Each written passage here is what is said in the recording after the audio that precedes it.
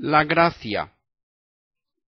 La gracia habitual, naturaleza, es una cualidad infusa e inherente al alma por la cual el hombre es formalmente justificado, es regenerado, permanece en Cristo, se reviste del hombre nuevo y es constituido heredero de la vida eterna.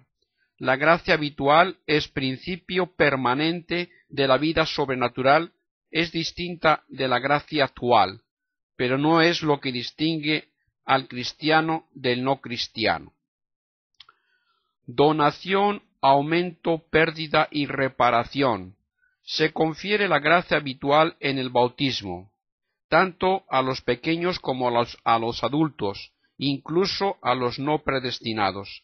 Puede aumentarse principalmente por la recepción de los sacramentos y por las buenas obras, pero no después de la muerte. Se pierde no sólo por el pecado de infidelidad, sino por cualquier pecado mortal. Puede ser reparada, aunque sólo por la gracia de Dios, aun en el bautizado lapso. Se repara con el sacramento de la penitencia o su deseo, algunas veces por la extremaunción, pero no por la efusión de sangre de animales. Gracia actual. Naturaleza de la gracia actual. La gracia actual es una ayuda sobrenatural de Dios por la cual el hombre se hace apto para obrar según conviene para obtener la vida eterna. No es un auxilio de Dios puramente externo, sino que por la gracia de Dios, Dios obra en nosotros sin nosotros, aunque no todo se haga por la sola gracia. La gracia nos otorga no sólo el poder más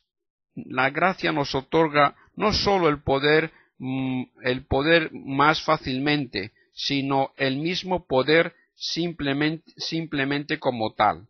Sana la naturaleza viciada por el pecado original y restituye la libertad de los hijos de Dios. Diversas divisiones de la gracia. Hay una gracia de iluminación en el entendimiento y otra de inspiración en la voluntad. Gracia excitante y gracia ayudante, antecedente, concomitante, subsiguiente, incipiente y perficiente, preveniente, operante, externa e interna, elevante y medicinal, eficaz, suficiente y meramente suficiente. Necesidad de la gracia.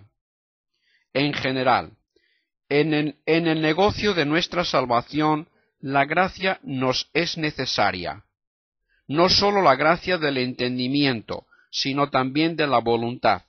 La gracia elevante es absolutamente necesaria para obrar saludablemente, mientras que no lo es para obrar naturalmente bien, buenas obras de los infieles y pecadores.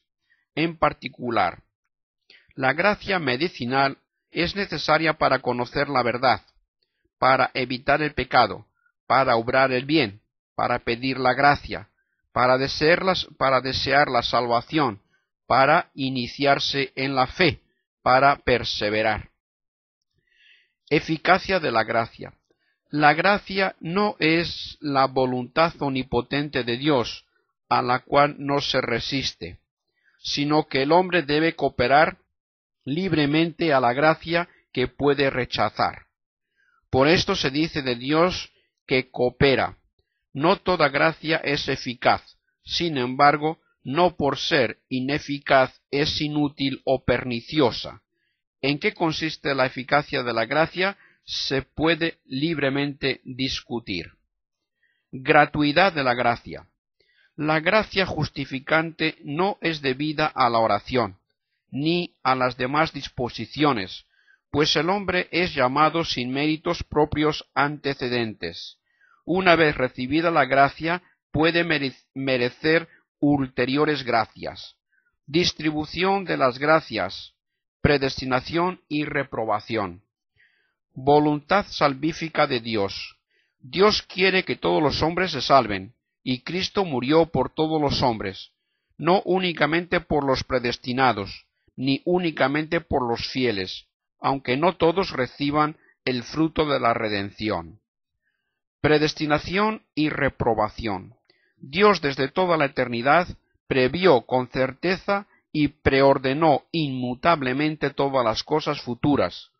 Dios positivamente predestinó todas las buenas obras y la gloria de los que se salvan, de los que se salvarán, de tal suerte que en la elección de los que han de salvarse, la misericordia de Dios precede al buen mérito, pero a nadie predestinó al mal. Así como nadie se salva contra la voluntad propia, así todo el que perece es condenado por el mérito de su propia iniquidad. Dios previó y predestinó las penas de los impíos, pero de tal suerte que en la condenación de los que han de perecer, el mérito malo precede al justo juicio de Dios. Es falso que la oración del precito no tiene ningún valor. Gracia y libertad. A pesar de lo dicho, no por eso todo acontece por absoluta necesidad, sino que el hombre permanece en su libertad de obrar el bien con la gracia o elegir el mal rechazándola. Economía de la gracia.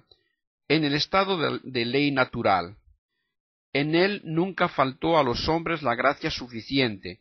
No obstante, no podían con sus solas fuerzas desear la gracia. Algunos se salvaron por la esperanza de la venida de Cristo y por su preciosa sangre. En el Antiguo Testamento. El Antiguo Testamento era bueno y obra del único Dios. No sólo hubo temor en él, sino también gracia. Pero la ley por sí sola no justificaba. Los hombres que vivían en la ley se justificaron por la sangre de Cristo y la esperanza de su venida. En el Nuevo Testamento.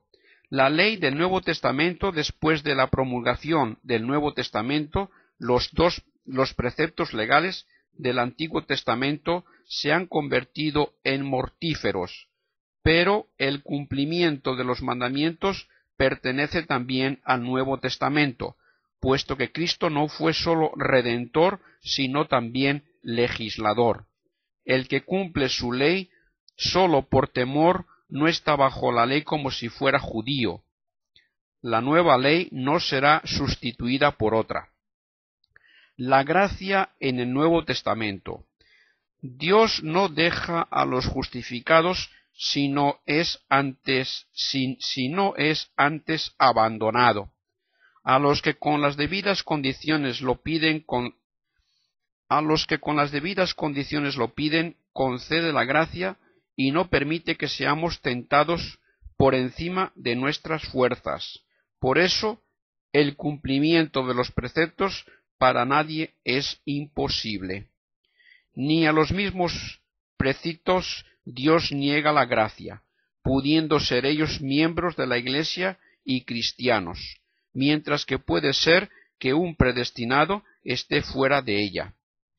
Es falso que fuera de la Iglesia no se dé gracia alguna, o que la primera gracia sea la fe, o la remisión de los pecados, como si a los no justificados no se les diera gracia alguna. A los pecadores se les ofrece la gracia de la conversión. Los que viven en el mundo y tienen posesiones pueden también salvarse. Conocimiento de la propia predestinación. Nadie puede estar cierto, a no ser por especial revelación, de que pertenece al número de los predestinados, o de que se convertirá después del pecado, o de que goza de la perseverancia, la cual es un gran don. Es falso que la confesión y comunión frecuentes sean señal de predestinación para aquellos que viven al modo de los gentiles. Existencia del mérito. Las buenas obras del justo hacen al hombre mejor, y con tal que se hagan libremente, merecen en verdad un aumento de gracia y de gloria.